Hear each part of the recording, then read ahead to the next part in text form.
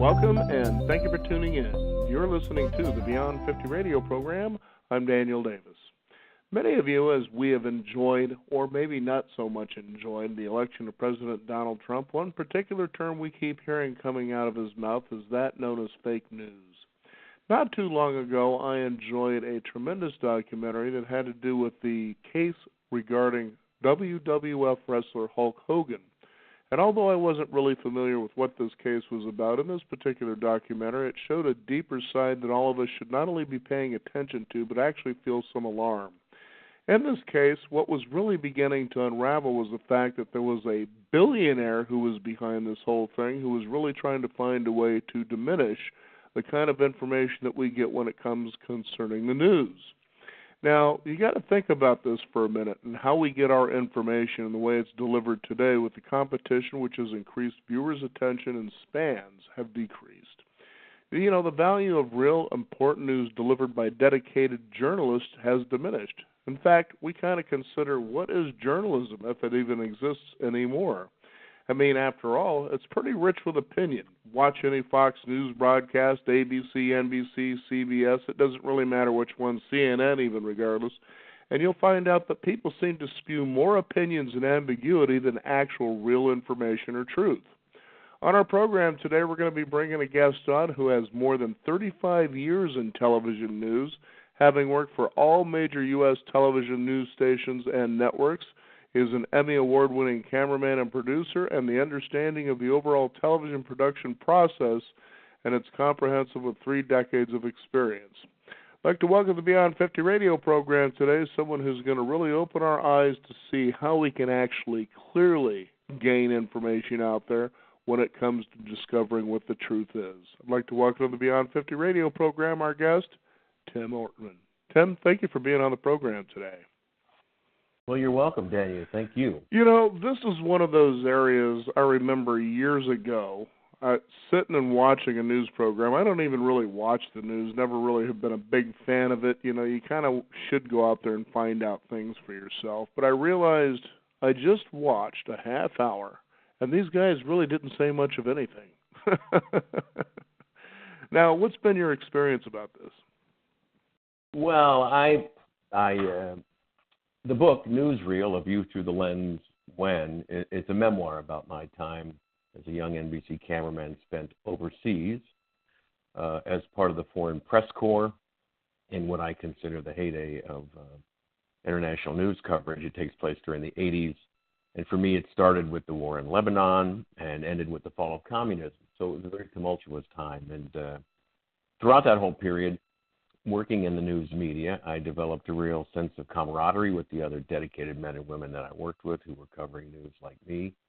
I felt immensely proud to work for NBC News and the much larger broadcast news business. And when I went to write the book, I wanted to write more than a memoir. And as you touched upon, in this climate today, there is a great deal of media bashing going on. And perhaps some of it is well-deserved, but in a free society like ours, it's very important to never lose sight of the fact that a free, uncensored news media is a really vital tool and one we should not take lightly.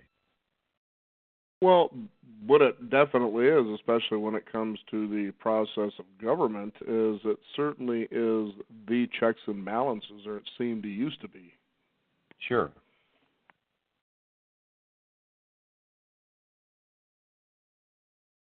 What was your experience as you got started when that was actually happening? Well, what you referenced is, you know, the watchdog role of journalism, and that's, you know, part of our history, not just of journalism, but the country's history, and that's where, you know, a strong and independent news media is meant to check on powerful institutions and to guard the public interest against things like incompetence or corruption or misinformation. And that's not just applied to government. It also can be applied to big business, but it's to make these powerful institutions more accountable, more transparent to the people. And that's an important role. And it can get, with all of the reporting being done on across all the different platforms, it can be a little bit redundant. But again, it's an important thing that we benefit from, and we should embrace it. Now, I know that in this day and age, besides social media seeming to be the thing that has all the credibility, or so it would seem, as far as information goes, you got about 1,000 channels, it seems like, when it comes to getting news information. And you have to ask yourself, well, if I'm going to try to garner what's going on out there in the world to have some real information, how should I go about discovering where I can get this? Do I span all these channels and try to figure out where the consistency is, or what does a person do this day and age? More difficult now. In the book, I write about there were really only three highly trusted, regarded news networks. CNN had just come on, but for the most part, ABC, NBC, and CBS owned the information broadcast airwaves, and they were, the anchormen, Tom Brokaw, Dan Rather, Peter Jennings, were trusted more than presidents, and millions of people tuned in every night to get the straight story around the world. That landscape has obviously changed, and while that mainstream media still exists, and I think is doing a very respectable job in delivering factual-based news, it's now competing with a lot of different entities, and a lot of those are online opinions and television talk, and a lot of those sources are masquerading as news. But that doesn't mean that award-winning, factually based journalism has disappeared. Quite the contrary. There's still an incredible job being done by those mainstream entities. And last time I checked, Columbia Journalism was still handing out Pulitzer Prizes. DuPont's were still being awarded for excellence. Edward R. Murrow and Peabody's and Emmys are still being given out. So there's a lot of very deserving journalists doing a lot of really dedicated work out there. But it is crowded now, and it's incumbent on the listener or the viewer to try and seek out those factually based reports and discern what's going on in the world today. And I'm not saying don't tune in to talk. I enjoy watching talk shows. It is opinion, but I identify it as such. It's not, I don't see it as news. I see it as someone's interpretation of the news, and I'm allowed to interpret news as I see fit as it comes through those main news organizations. It's also a way, too, to discover within yourself what particular biases you have. You can tell by the reaction you have to particular things, especially when it comes to talk shows. Yeah,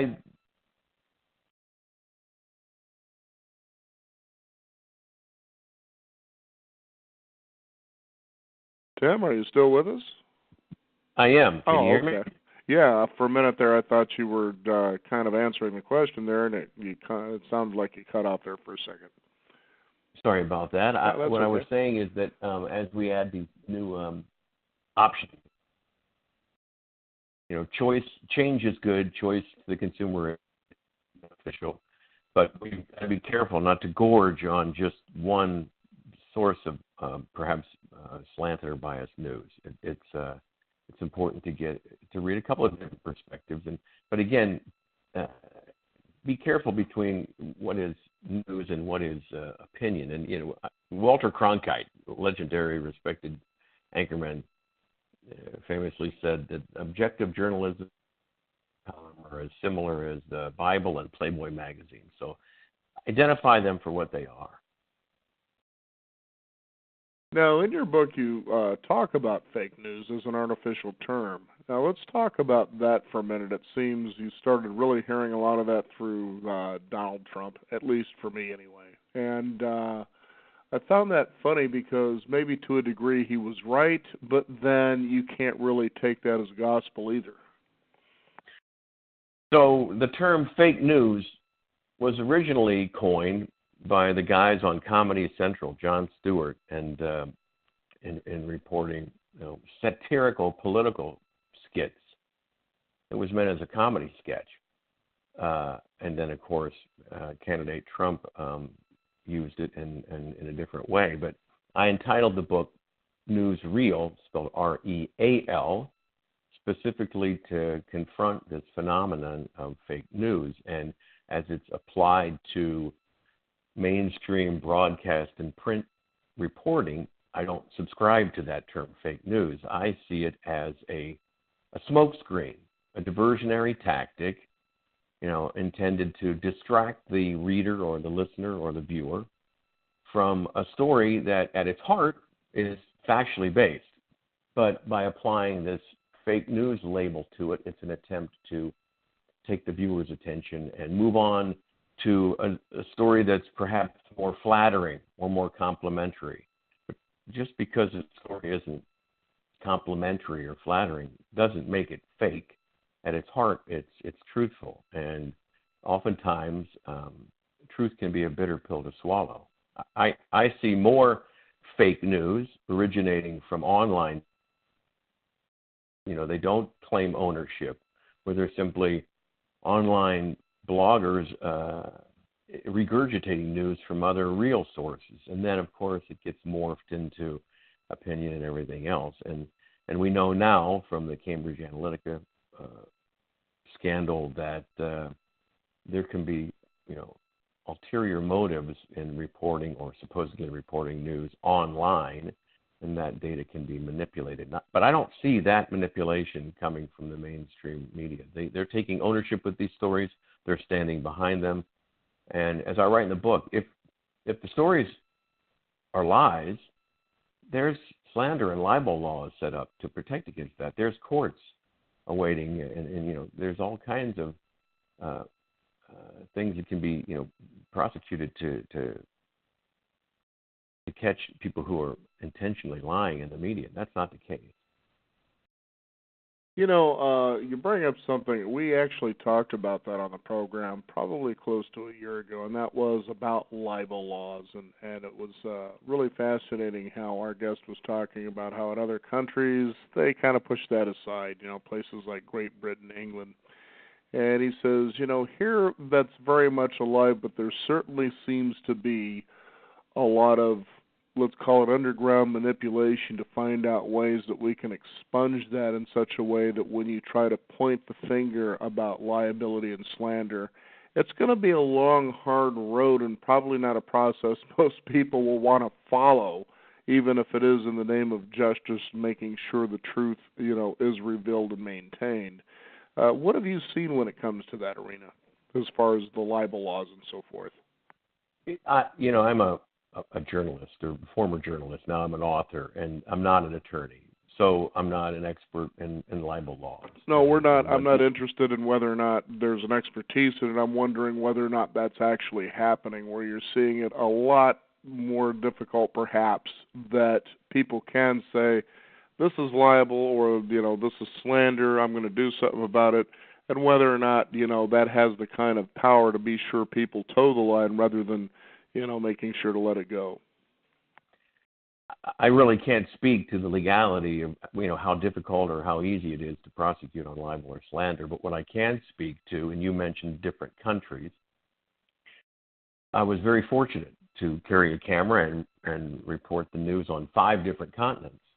So I saw a multitude of different cultures and people and places. And I can tell you, we are very fortunate to have uncensored journalism here. A lot of countries that I went to, whether it's a communist one-party regime or a totalitarian dictator, they simply don't allow freedom of expression. They don't allow freedom of the press. And, the people, there is no voice for the voiceless.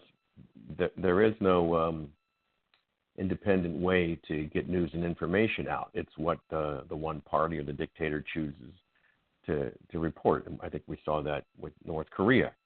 And that's just one example of so many countries around the world that censor information and news. And, we take for granted here, I think, far too often that we have this uncensored media. Now, I think one of the more unique phenomenons I'm seeing happen over the last, say, 5 years, at least for me anyway, 5 years, is that of Facebook and how much credibility this particular medium has had, where you actually see networks using that. Follow us on Facebook as though they've surrendered their credibility to something else. What are your thoughts on that? I don't view, Facebook was started as a social media platform, not as a journalistic platform, and I think it still is a social media platform, not a journalistic platform.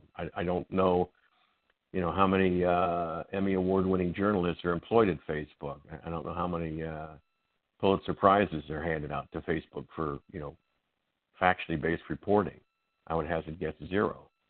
So I see them as a way to communicate and send interesting pictures and videos, but I do not go there to get my news, and I would caution anybody else not to go there. And if they do go there, buffer it with a legitimate news source who's engaged in the business of gathering news and delivering it. Now, the golden era of journalism is one that was certainly unique because of the fact that there was a lot of power there, and it really kept people in line, so to speak. Let's talk a little bit about that for those people who may not be familiar with those times. Well, when there were only 3 networks reporting it, the news divisions of those networks were viewed slightly differently than I think they are today. There wasn't such a focus on profitability by the news division. Certainly, it was a serious business, and we had to do budget analysis and projections, and the networks didn't want to lose money, but it wasn't incumbent upon the news division to make money. The profits were being made by the entertainment divisions, whether it was Charlie's Angels or Cheers or Monday Night Football, whatever it was. That was where the profit center was. The news division was viewed more as a higher calling, almost a civic obligation to cover the news in an unbiased fashion and get the truth out there. So we were left alone more, I feel, than perhaps the news divisions are today. There's a lot of profitability motivating all the networks. And these are publicly traded companies, so that's justified. But when you're not constrained by such a profit motive, we had bureaus all over the world, and in every major capital, every major city, we had NBC had bureaus, and so did CBS, ABC, and CNN.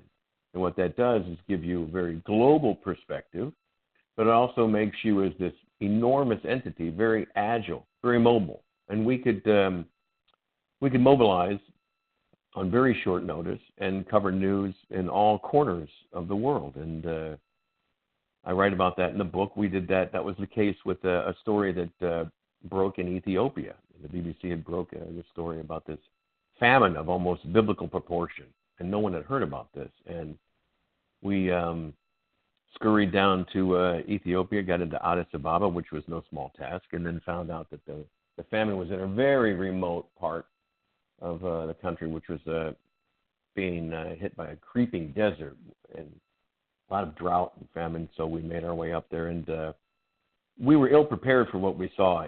The famine and the death and the dying was on an epic scale, and the world had yet to mobilize to assist these people, but with the help of the Western media, we were the first American network in there, and shortly thereafter, our competitors joined us, and those stories, which were not easy to get out because there were no satellite facilities in the entire country of Ethiopia. But when we got those stories out, they were horribly unforgettable images. I mean, the famine was affecting almost 7 million people, and as a result, the estimates vary widely, but somewhere between 600,000 and 1 million people perished a horrible death from disease and dehydration, starvation. But the media got the word out, and as a result, a very benevolent world opened up and donated. The United States came up with an immediate $400 million in foreign aid to Ethiopia and Chad. And I like to think we made a difference, and that kind independent journalism is still being practiced today, but with those bureaus being closed and everything's being done out of London and New York these days, it's a different structure. Do you feel, and I'm certain that in some cases that's probably the case, where you actually find real journalism going out there, being investigative, really looking for and trying to bring out the truth, that especially in broadcast journalism, that maybe not so much this day and age, at least to the level that it used to be? I would not say that. What has changed is that there's now a 24-hour news cycle. Sure. So we have to feed the beast. That, every hour there are updates, and you can't report a new story from a new corner of the world every hour. So there's a lot of updating being done. But at the same time, there is a lot. So let's bear that in mind. But there is still a lot of investigative journalism, I think, being done in broadcast and certainly in print. But you just can't dedicate 24 hours a day to investigative journalism. Those stories take a long time to investigate and to report and to make sure that your facts are correct and triple check your sources. But there are numerous examples of award-winning investigative journalism being practiced today, just as there were back when I write about in the book Newsreal. Now, how can people find out more about your work and especially your book?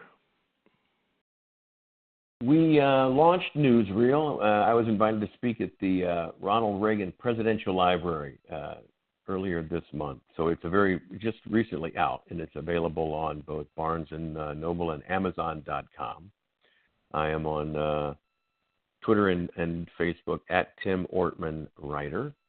And I think anybody that is interested in news, whatever source, but information, anybody who's picked up the New York Times or the Wall Street Journal or tuned into NBC or Fox or CNN and is interested in news and information will enjoy this memoir. Again, it is a look back, but it also, I didn't want to be too preachy and get on my soapbox, but I do make comparisons to how news was done in the age that I write about and what I call the golden era, and how it's being done today. And I certainly don't want the readers to think that I'm proclaiming it being better then and worse now.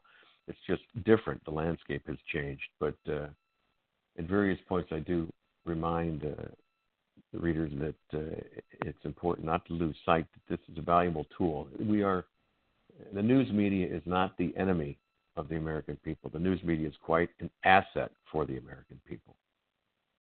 Well, I certainly agree with you on that. It's a matter of, being able to get clear and concise information with truth, or at least as much of it as we can get, for the information It is a challenge.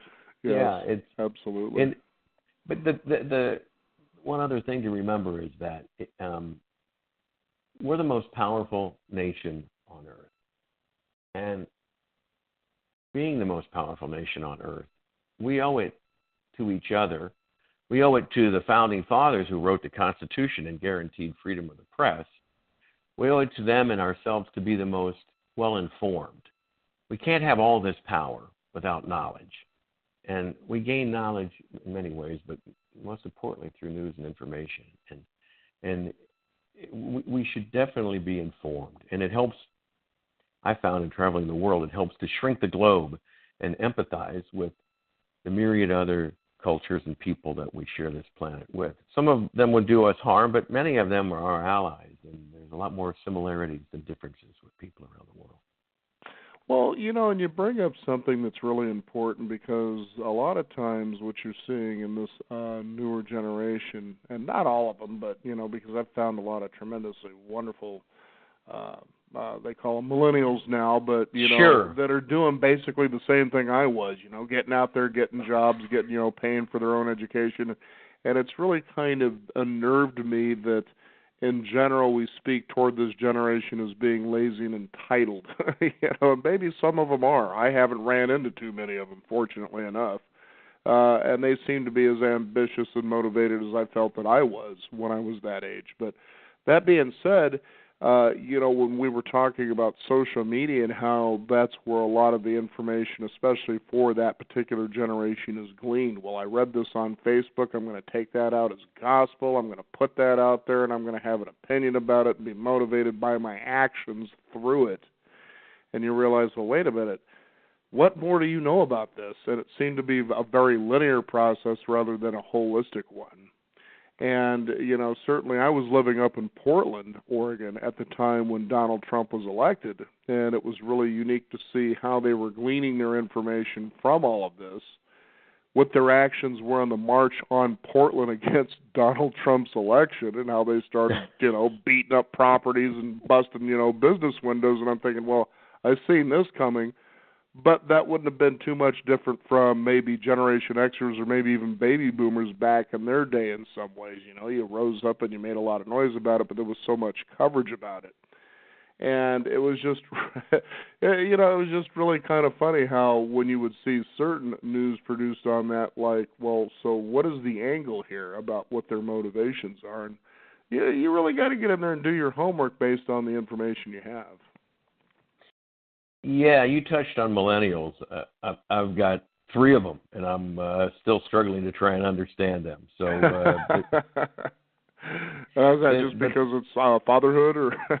Yeah, I think there's a lot of that. But they are, we're handing the baton to another generation as a baby boomer, and my hope is that if they're going to use Facebook and Twitter as news sources, I hope they buffer that with other news sources, but at least they're plugged in. At least they're getting information and news. And you mentioned activism. We had, the 60s was an incredibly tumultuous time for activism and with civil rights and with the war in Vietnam. And as long as they find a worthy cause to support, I would agree with that. My fear is that they turn off the TV and turn on other devices. And instead of going on news platforms, they go on Instagram or a game console, and they see news as so valueless that they don't seek it out. And that's a real worry of mine, is that they don't try and stay informed. Well, and also, that being said, Tim, is this. Let's get back to that march in Portland I'm talking about, and what was unique, and this was an allegation. I don't know how much truth there was in this, but it was estimated that more than 75% of these people who were down there in this anti-Trump rally didn't even vote in the first place. And I thought to myself, well, okay, so what's this all about then? Okay, you're upset because this guy was elected, but you weren't even involved in the process, but you're going to get involved in the outcome? What are you doing here? That is a very sad commentary. That's a privilege we have, the right to vote, and we better take that seriously. And you bring up a good point. If you didn't vote, if you're not part of the solution, then you're part of the problem. Yeah, absolutely.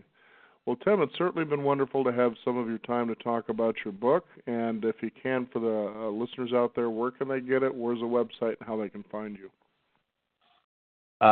They can find it on Amazon.com. The book is entitled Newsreal, R-E-A-L, Newsreal, A View Through the Lens When. It's available on Amazon.com, BarnesandNoble.com. You can order it through your local independent bookshop. And again, I am at Tim Ortman Writer. Very good. Tim, thank you so much for being on the Beyond 50 radio program. Daniel, it's been a pleasure. I thoroughly enjoyed it. Very much.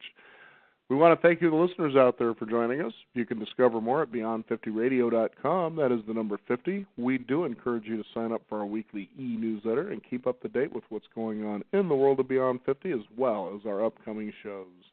I'm Daniel Davis. Thank you for joining us. This is the Beyond 50 radio program. And remember, live your day past halfway.